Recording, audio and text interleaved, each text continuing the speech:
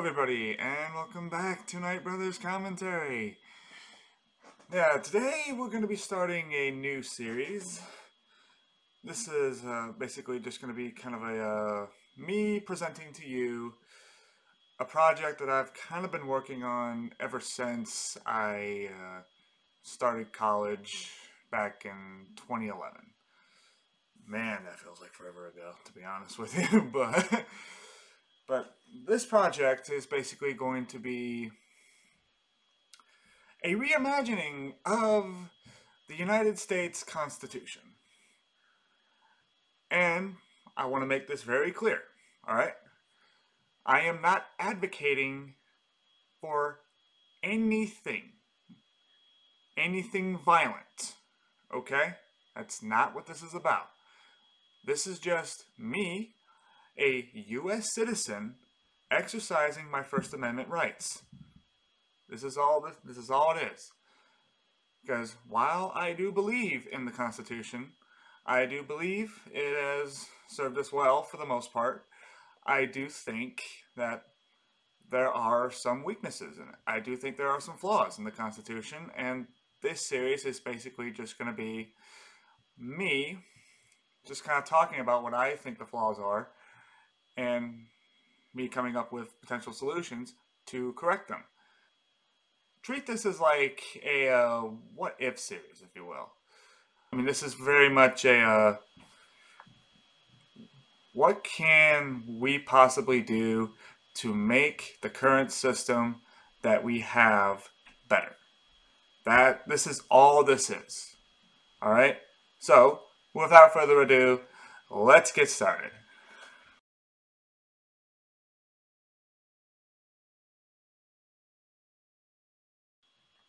Alright, so I'm going to start off this series with the legislative branch, i.e. Congress, because Congress is probably the one that is, in my opinion, the most important. And also just because the U.S. Constitution basically starts with Congress as well, so I'm just going to keep it in that format as well. So I'm basically going to start off with essentially what I think. What I'm proposing as the changes for Article 1, Section 1, which is what I'm just basically calling the summary. And I'll put a picture up here so you can basically see what's going on, but essentially what I'm proposing is this. The United States Congress is basically still going to be bicameral, House of Representatives and the Senate. That doesn't change. But what does change is that the Congress shall assemble on the floor at least once a month, and such a meeting shall be on Tuesday unless Congress appoints a different day by law, which they technically can do under the current system if my memory serves me right. Now, each Congress basically has 2 sessions, and each session is basically a year. I mean, that system doesn't change. Now, at least 2/3 of all members of both chambers, House and Senate, have to be present at the start of the session in order for the session to begin. Now one thing I kind of wanted to elaborate on with regards to this is basically adjourning for the more than 3 days clause. I think that's Article 1, Section 5, Clause 3, if I remember right. I mean, that clause basically stays the same for the most part, but this one, I did make some changes. And essentially, those changes are either chamber during the session of Congress may, with the consent of at least a simple majority in both chambers, adjourn for more than 3 days, but it cannot adjourn to any other place that in which the United States Congress shall be sitting. So, that clause basically just remains the same. Nothing really changes there. Basically, Congress can adjourn from day to day and is authorized to compel the attendance of all absent members in a reasonable manner and under such penalties as each chamber may provide. Basically, each house can determine the rules of its proceedings and punish its members for disorderly behavior. That doesn't really change. this is where I kind of shake things up a little bit. And where I change it is where the United States Congress shall keep a journal of its proceedings, and from time to time publish the same, excepting such parts as may in their judgment require secrecy. That part doesn't necessarily change, but what does change is where the yeas and nays of the members of the United States Congress on any question must be entered into the journal. If I remember right, Article 1, Section 5, Clause 3 basically says each house shall keep a journal of its proceedings, and from time to time publish the same, excepting such parts as may in their judgment require secrecy, and the yeas and nays of members of either house on any question shall, at the desire of 1/5 of those present, be entered into the journal. I changed that to where every, and I mean every, yea or nay must be entered. And the way, I mean, in my philosophy behind that is, if you are serving the people of the United States in government, your opinion should be public. Every vote that you make should be public, for the most part. Because for national security issues, those votes can stay private. But for everything else, especially controversial issues, your votes in Congress should be made public to the people. I personally believe it is the right of the people to know what their congressman is voting on every single bill or resolution that goes on at all times. That's just my personal opinion. All right? And not only that, but if you are present in session, you cannot vote present. That's another big change I made. I do not believe in voting present. Like, are you kidding me? Like, why was that a thing?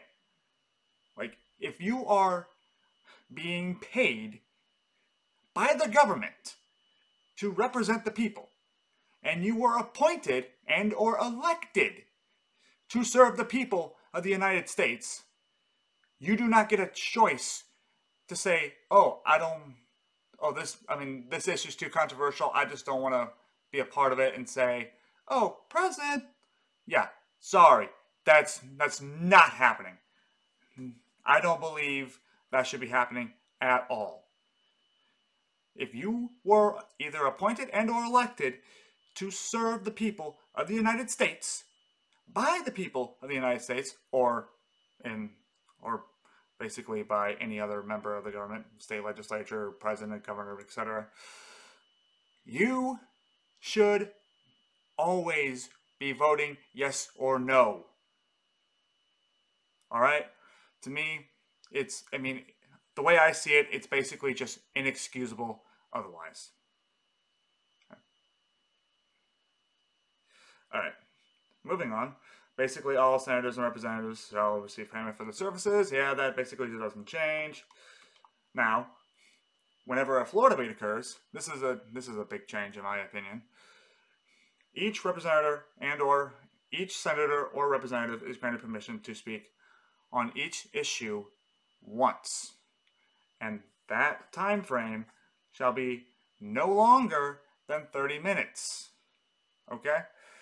And the way I see it, I think that's fair, mostly because it allows people from basically any party, and multiple people from any party really, to basically speak their mind on the issue, say why we should vote for it, and or why we shouldn't vote for it. I just don't think it's fair to really just let one person from any party basically just dominate all the time, saying whatever, like just arguing one way or the other. I just think it's more fair to have multiple people speak on at least one issue at any time when that issue is brought up. I mean, that's just my personal opinion, and you may differ, all right? And that's fine. I'm okay with that. But this This is just my personal pet project that I've been working on, so let's just move on. Alright, now, unless otherwise specified, all bills in the United States Congress must be passed by at least a simple majority of all members, not just the majority of those assembled at the time in either chamber for it to be declared a law. And all bills must, that are not treaties by the way, must consist of the following three distinct parts. A, the title. B, the statement of reasons, or basically just kind of like a short description for the arguments in favor of a modification of a current law and or new measurements that are being proposed.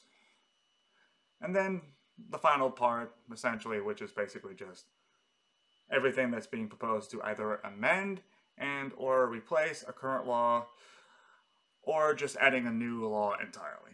So again, that's basically just the first section of my new constitution, specifically for Article 1 in my new constitution, and this is basically where I'm going to be ending the episode. The next episode, I'm basically going to be doing the election and representation requirements for both chambers, House and Senate, and the House next time. So, until then, Knight Brothers Commentary, signing out.